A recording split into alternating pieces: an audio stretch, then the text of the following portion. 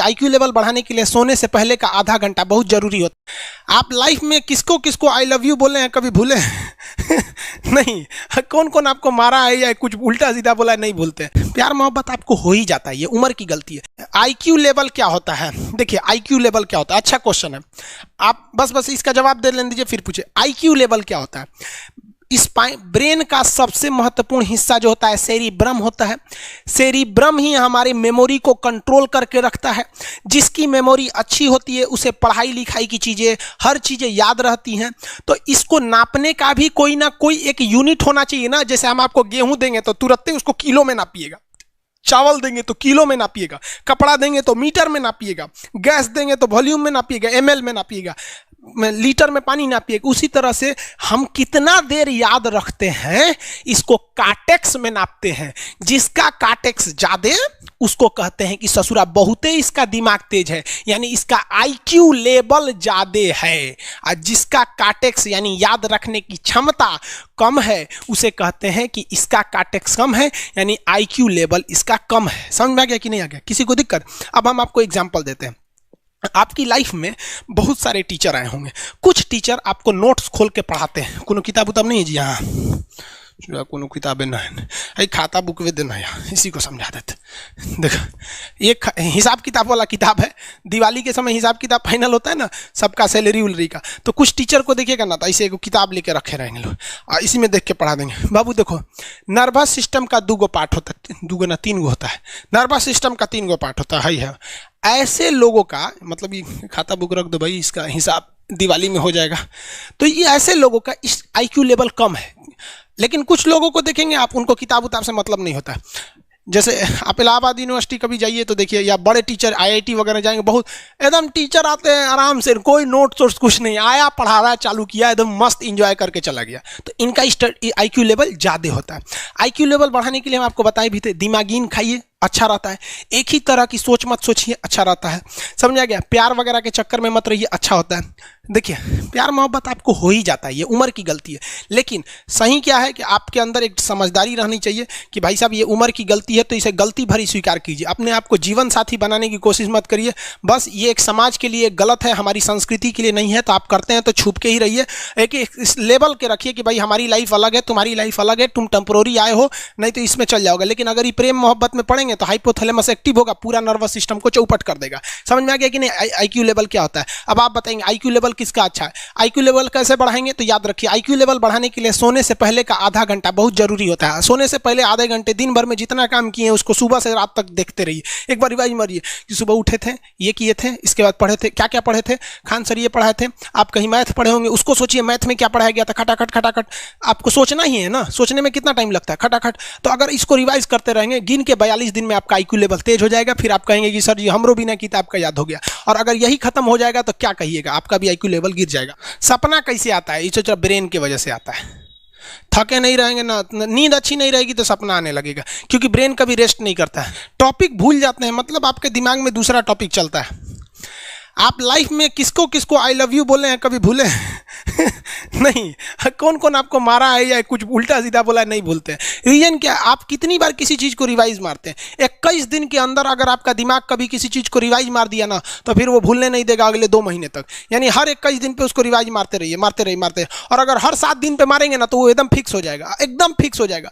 हम लोग को क्या है भैया, दिन रात पढ़ाते पढ़ाते पढ़ाते पढ़ाते आदमी पगला जाता है। इसलिए अब कोई नींद में भी पूछेगा खान सर स्वायत्त तंत्रिका तत्व किसे कहेंगे, स्वायत्त में कुछ नहीं आएगा, ये आ जाएगा आपका सिंपैथेटिक और पैरासिम्पैथेटिक, बस यही आ जाएगा। क्यों इतना जल्दी जल्दी जल्दी जल्दी रिवाइज मारा आदमी कि ये हमारा सब कॉन्शियस माइंड में घुस गया है। सब कॉन्शियस, देखिए कॉन्शियस माइंड उसे कहते हैं जिस पर हमारा कंट्रोल रहता है। जैसे हमसे कोई पूछेगा कि आप भी अगर पूछेंगे कि खान सर जो 1 हफ्ता क्लास नहीं लिए थे कहाँ थे, तो हम सोचने लगेंगे ये स्टूडेंट है, इससे हर बात क्या बताएगा आदमी कि किस डॉक्टर के पास थे, कहाँ गए थे। नॉर्मल बोल देंगे बाबू थोड़ा सा मेडिकल हेल्थ इशू था इसलिए चले गए। लेकिन अगर मम्मी पापा पूछेंगे तो उनसे हर चीज़ बताएंगे। तो जो चीज़ हमारे कंट्रोल में नहीं रहता है वो उसे क्या कहते हैं, सब कॉन्शियस माइंड। जैसे कोई हमारा नाम पूछेगा खटाक से बता देंगे खान सर, समझ में आ गया कि नहीं आएगा। ओरिजिनल नाम तो आपको भी नहीं बताते हम लोग यहाँ पे। तो सब कॉन्शियस माइंड में घुसा दीजिए जो चीज़। जैसे आप स्टेशन पे उतरिए या बस स्टैंड पे उतरिए, अपने घर जाने के लिए कभी रास्ता याद किए हैं? हाँ, इसके बाद दाहिने मुड़ना है, बाएं मुड़ना, आप फोन पे बतियाते भी चले जाते हैं।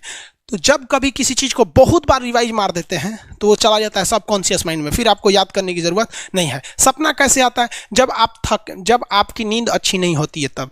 नींद प्रॉपर लिया कीजिए, नींद में कोई कमी नहीं आनी चाहिए। आप जिस दिन बहुत ज़्यादा थके रहेंगे उस दिन कोई सपना नहीं आता है। हम लोग का जब ऑफलाइन क्लास रहता था, सुबह 7 बजे से रात 9 बजे तक पढ़ाता था आदमी, जो ने करवट सोता था उधरे उठ जाता था, सपना का नाम ही नहीं आता था। समझ रहे? एक चीज़ पूछ रहे हैं सर, कोमा क्या चीज़ होता है और सर दर्द क्यों करता है?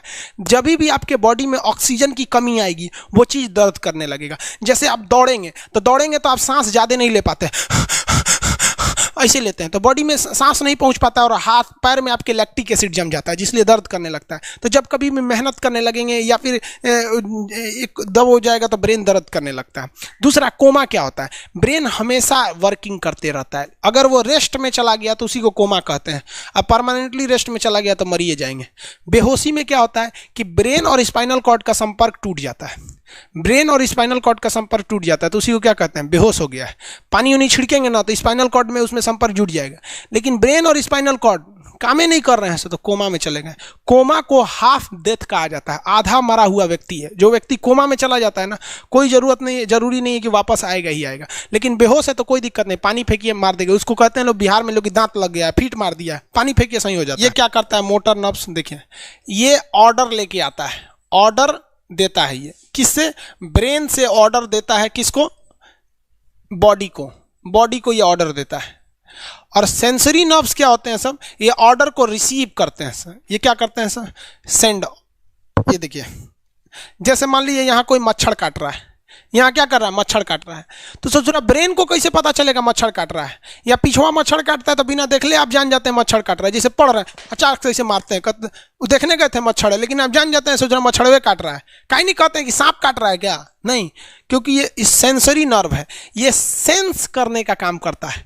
इसको पता है कि मच्छर काटने का दर्द कैसा होता है, तो ये सेंस करेगा। जैसे मान लीजिए यहाँ मच्छर काटा ना, तुरंत मैसेज भेज देगा। किसको? ब्रेन को। यानी ये बॉडी से कहाँ मैसेज भेजता है? ब्रेन को। ब्रेन को कहता है। बॉडी से किसको भेजेगा? ब्रेन को, कि देखिए तो कौन चीज चुभ रहा है। तो ब्रेनवा का जो सेरिब्रम है वो करा तो याद है कि मच्छर चुभ रहा है, तो ब्रेन को पता चलेगा सोचा मच्छर चुभ रहा है, तो ब्रेन ऑर्डर देगा किससे? मोटर नर्व से। ब्रेन किसको ऑर्डर देगा? बॉडी को। हाथ को कहेगा मार तो जैसे इधर से मच्छर काटा, सेंस करेगा सेंसरी नर्व्स, सेंस करेगा सेंसरी नर्व, तुरंत मैसेज भेजेगा ब्रेन को। अब ब्रेन कहेगा, ऑर्डर देगा हाथ को मार तो, देखेंगे तो मर जाएगा। यहाँ मारेंगे क्योंकि दूध तरीके मच्छरवा का यहाँ फोटोकॉपी हो गया, मच्छरवा कहाँ गया, तो आदमी खोजता है कहाँ गया, अब फिर मार देता है, ससुरा काट रहा था हमको यहाँ पर। समझ में आ गया? यही दोनों मेन होते हैं सब, ये मेन होते हैं सब। समझ में आ गया?